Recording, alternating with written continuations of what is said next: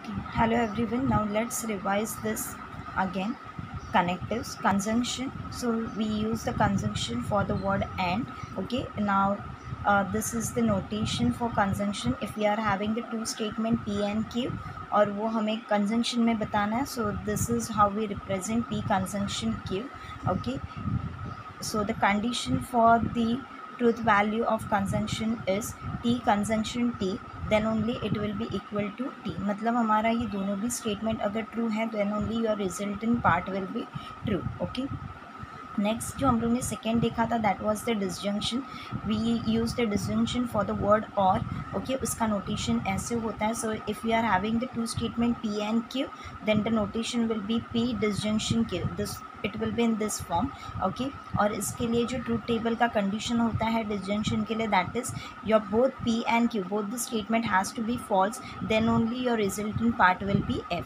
Then the next one is the conditional statement which is also known as implication. We make the use for if then के लिए हम लोग conditional use करते हैं and notation is this. Okay, so if we are having the two statement p and Q so this is how we this is how we denote for the implication or you can say for the conditional. so इसके लिए जो truth table का condition है that is your p statement यानी first statement आपका true होना चाहिए, second statement आपका फॉल्स होना चाहिए, then only the resultant part will be f. So this you need to remember that first statement has to be true, strictly has to be true, और second आपका false होना चाहिए. तो ये answer ये फॉल्स होता है, रेस्ट के इसके लिए वो ट्रू होते जाएगा. Okay, then the next one is biconditional which is also known as double implication. ये हम लोग कहाँ पे यूज़ करते हैं? If and only if part के लिए यूज़ करते हैं. So this is the notation for biconditional. Okay, तो बाई कंडीशनल में जो ट्रूथ टेबल का कंडीशन ये होता है कि आपके दोनों भी स्टेटमेंट पी और क्यू ये दोनों भी स्टेटमेंट आपके आइदर ट्रू ट्रू होगा तो ही ट्रू या फिर दोनों भी फॉल्स होना चाहिए तो ट्रू. मतलब दोनों भी स्टेटमेंट आपके सेम ट्रूथ वैल्यू को फॉलो करना चाहिए. ओके, टी टी तो फॉलो करे या फिर एफ एफ को फॉलो करे, at that time your resultant part will be true. Okay, अगर ये कुछ टी एफ या एफ टी रहेगा तो वो फॉल्स बनेगा. So you need to remember this condition that both your statement has to be in a true form या फिर both the statement has to be in a false form, तो ही उसका resultant part will be true रहेगा. Okay, the last one is the negation. तो हमें पता है नेगेशन ये हम लोग और वर्ड के लिए यूज़ करते हैं. This is the notation. तो पी है तो उसका नेगेशन ऐसे डिनोट होता है. Okay, this is the symbol we use for negation. अगर आपका ओरिजिनल स्टेटमेंट पी ट्रू में है तो उसका नेगेशन फॉल्स में रहेगा. अगर आपका पी स्टेटमेंट फॉल्स में है तो उसका negation will be true. Okay, now let's start with the exercise. Okay, that is 1.1 in that the question number 4 says that if the statement P Q are the true statements, okay, and R S are false statement, then determine the truth value of the following. तो देखिए यहाँ पे क्या बोला है, they have given us P Q in a true form. Okay, तो ये जो भी दो स्टेटमेंट है पी एन क्यू वो ट्रू स्टेटमेंट है, whereas r and s are the false statement. तो हमें क्या फाइंड आउट करना है उसका ट्रूथ वैल्यू. तो देखते हैं फर्स्ट क्वेश्चन में यहाँ पे देखिए कैसे है statement pattern P disjunction in a bracket Q conjunction R. Okay, so यहाँ पे बस अभी हमें सब्सटीट्यूट करते जाना है. So they have already given कि हमें पी एन क्यू ये क्या कंसिडर करना है, यहाँ पे ट्रू स्टेटमेंट कंसिडर करना है. तो जहाँ पे भी पी एन क्यू दिखाई दे रहा है over there will write t t truth values उनका, और जहाँ पे भी आर या एस दिखाई दे रहा है इन स्टेटमेंट पैटर्न वहाँ पे हम लोग एफ यूज़ करेंगे. So you have to remember wherever there is p या क्यू स्टेटमेंट है तो वहाँ पे हम लोग यूज़ टी का करेंगे, ट्रूथ वैल्यू टी का करेंगे, और जहाँ पे भी आर एन एस रहेगा तो वहाँ पे हम लोग एफ़ का यूज़ करेंगे. तो in this question there is p q and r. So p की जगह टी, क्यू की जगह टी, आर की जगह F. Now we need to solve this bracket. Okay, तो firstly will start with the bracket part. जैसे हम लोग मैथ्स में करते हैं ना, पहले ब्रैकेट को सॉल्व करते हैं. So your T conjunction F. तो हमें पता है कंजंक्शन के लिए यहाँ पे दोनों भी क्या होना चाहिए, टी टी होना चाहिए. सी ओ यू कैन सी ओ दोनों भी टी टी होता है तो ये आंसर इज़ टी ना कंजंक्शन के लिए. तो यहाँ पे देखिए एक टी है एक एफ है तो ये अदर केसेस में आ गया तो ये फॉल्स बनेगा. सो दिस विल बी ये टी वैसे ही रहेगा, डिसजंक्शन भी वैसे ही रहेगा, but the answer for this bracket is false. Okay, तो टी डिसजंक्शन एफ. तो डिसजंक्शन में भी क्या होता है कि दोनों भी फॉल्स होगा तो ये आंसर फॉल्स ना. Now you can see your दोनों भी फॉल्स है डिसजंक्शन में तो ये फॉल्स, रेस्ट केस में वो ट्रू होगा. तो ये तो रेस्ट केस में आ गया ना तो ये ट्रू बनेगा सी. So the final truth value for this statement is t. So this is how we are going to solve. So you have to remember कि पी क्यू की जगह हमें टी सब्सटीट्यूट करना है, आर एस की जगह हमें एफ सब्सटीट्यूट करना है गिवन स्टेटमेंट पैटर्न में. तो इसे सॉल्व कैसे करेंगे, पहले जैसे हम लोग मैथ्स में करते हैं, we have to solve the bracket. Okay, so will proceed with the bracket first. तो यहाँ पे कंजंक्शन में है, so we have to recollect condition for the conjunction कि दोनों ट्रू होता है तो ही ट्रू, अदरवाइज फॉल्स. तो ये अदरवाइज में आ रहा है तो ये फॉल्स बना. तो ये टी और डिसजंक्शन हम लोग ने वैसे ही लिखा. अभी इन्हें सॉल्व करते हैं, तो बीच में डिसजंक्शन है, so will recollect the condition for disjunction.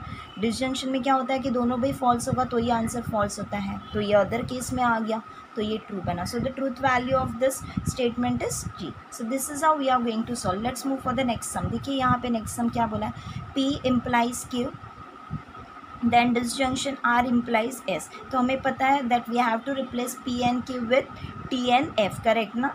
P and Q हमें T से रिप्लेस करना है, R and S हमें F से रिप्लेस करना है. तो देखिए यहाँ पे P and Q will replace it by T T, R and S हमें रिप्लेस करना है F F से. Okay, I'll repeat one more time.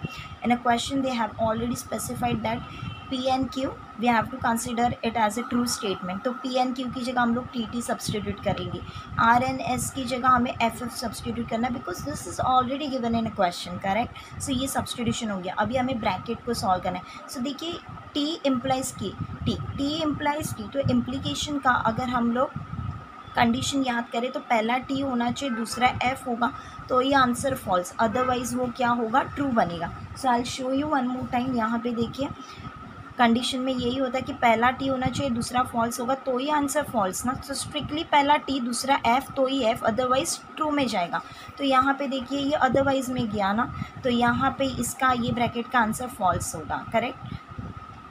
Sorry, ये ब्रैकेट का आंसर ट्रू होगा बिकॉज ये अदरवाइज में जा रहा है. प्लीज़ रिमेंबर दिस पार्ट कि हमारा पहला ट्रू होना चाहिए, दूसरा इम्प्लीकेशन में दूसरा फॉल्स होना चाहिए, तो ये आंसर फॉल्स होता है. तो यहाँ पे अगर आप देखोगे तो दोनों भी टी टी है, मतलब अदर केसेस में जा रहा है, तो ये ट्रू रहेगा. अब यहाँ पे आते हैं एफ इम्प्लाइज एफ, तो एफ इम्प्लाइज एफ, इम्प्लीकेशन का यही तो एक कंडीशन था कि टी इम्प्लाइज एफ है तो ही एफ, तो ये तो अदर केसेस में आ गया, तो इसका आंसर ट्रू बनेगा. तो दोनों का आंसर ट्रू बना. बीच में डिसजंक्शन है, बट वी नो डिसजंक्शन के लिए क्या होता है कि दोनों भी फॉल्स होना चाहिए ना, तो ये आंसर आपका फॉल्स, तो ये अदर केसेस में आ गया, तो ये ट्रू बन गया. सो the truth value is T. Is it clear? Okay, now let's move for the next some. This Q conjunction R disjunction, next bracket is negation P conjunction S. So we'll replace Q by with T. देखिए R with F, P को replace करेंगे T, लेकिन पहले negation है तो negation वैसे ही लिखना पड़ेगा हमें. S will get replaced by F. Now you can see that Q and P को हमें T से रिप्लेस करना है, R and S F को हमें F से रिप्लेस करना है, R and S को हमें F से रिप्लेस करना है. Okay, now let's solve the bracket first. T conjunction है, तो अभी हमें कंडीशन तो याद है कि कंजंक्शन में दोनों भी टी होगा तो ये आंसर टी होता है, अदरवाइज फॉल्स, तो इसका आंसर क्या होगा, फॉल्स होगा. अब यहाँ पे देखिए नेगेशन टी मतलब क्या होगा, फॉल्स होगा. Conjunction will be as it is and then f, तो अभी ये एफ वैसे ही रहेगा, ये डिसजंक्शन भी वैसे ही है. अभी हमें ये ब्रैकेट को सॉल्व करना है, तो ब्रैकेट में एफ कंजंक्शन एफ है, तो कंजंक्शन का कंडीशन ये होता है कि दोनों भी टी टी रहेगा तो ही टी, अदरवाइज फॉल्स, तो ये अदरवाइज में आ गया तो फॉल्स. अब देखिए फॉल्स डिसजंक्शन फॉल्स मतलब एफ डिसजंक्शन एफ, तो डिसजंक्शन में क्या होता है कि दोनों भी अगर आपके फॉल्स है तो ये आंसर आपका फॉल्स होगा, तो ये बराबर है, दोनों भी फॉल्स है तो इसका आंसर फॉल्स है. सो the truth value of this statement pattern is F. Is it clear? Okay, now look here, the next question is write the negation of the following. हमें given statement का negation लिखना है. तो देखिए यहाँ पे question क्या है, price increases, तो इसका negation हमें लिखना है, तो हम लोग लिखेंगे price does not increases. मतलब अगर कोई statement positive form में है तो उसका negation लिखना है तो हम लोग not डाल के लिखेंगे. अगर कोई originally statement not के form में है तो उसे हमें positive में लिखना होता है. This is what the negation is. Now look here, 0 factorial is not equal to 1. So your will say 0 factorial is equal to 1. तो मैंने क्या बोला आपको, देखिए प्राइस इंक्रीजेस, ये पॉजिटिव फॉर्म में था, इसका नेगेशन में क्या हम लोग ने डाल दिया, डज नॉट इंक्रीजेस. अभी यहाँ पे नॉट इक्वल टू था, मतलब नॉट पहले से क्वेश्चन में था तो नॉट को हटा दिया तो इक्वल टू बना दिया। Okay, this is what the negation is. अब नेक्स्ट देखिए 5 + 4 इज इक्वल्स टू 9, तो इक्वल्स टू है तो हमें इक्वल्स टू का नॉट इक्वल टू बनाना पड़ेगा, तो यहाँ पे स्ट्रोक डालेंगे। सो 5 + 4 इज़ नॉट इक्वल टू 9। तो हमें इसके पीछे का लॉजिक नहीं देखना है, बस यहाँ पे यही देखना है कि अगर नॉट नहीं है तो नॉट डालो, अगर नॉट है तो नॉट रिमूव करो। Is it clear? तो ये होता है negation. Now let's begin with the exercise 1.1। Okay, in that the question number 5 says that right the negation of the following. तो देखते हैं क्या बोला यहाँ पे। Tirupati is in Andhra Pradesh. Okay, तो हमें यहाँ पे देखिए इज़ इन आंध्र प्रदेश बोला ना, तिरुपति इज़ इन आंध्र प्रदेश, तो यहाँ पे नॉट नहीं है तो बस हमें नॉट डालना है, तो उसका नेगेशन बन गया ये, Tirupati is not in Andhra Pradesh. Okay, तो हमें लॉजिक नहीं चेक करना है, बस हमें नेगेशन बोला तो नॉट डालना है, नॉट है क्वेश्चन में तो नॉट निकाल दो। Okay, second one is 3 is not a root of the equation x² + 3x - 18 equals to 0। तो देखो नॉट ऑलरेडी क्वेश्चन में है तो बस अभी नॉट निकालना है, तो 3 is a root of the equation x² + 3x - 18 equals to 0। तो ये इक्वेशन हम लोग ने एज इट इज़ रखा, बस ये नॉट हटा के हम लोग ने इज़ अ रूट करके लिख दिया। Okay, the next one is √2 is a rational number. तो देखिए √2 इज़ अ रैशनल नंबर, तो यहाँ पे नॉट नहीं है तो मैं नॉट डाल के करना, तो उसका नेगेशन बना √2 is not a rational number. The next one is polygon ABCDE is a pentagon. तो देखिए ये भी पॉजिटिव फॉर्म में है तो बस नॉट डालो तो इसका नेगेशन बन गया, polygon ABCD is not a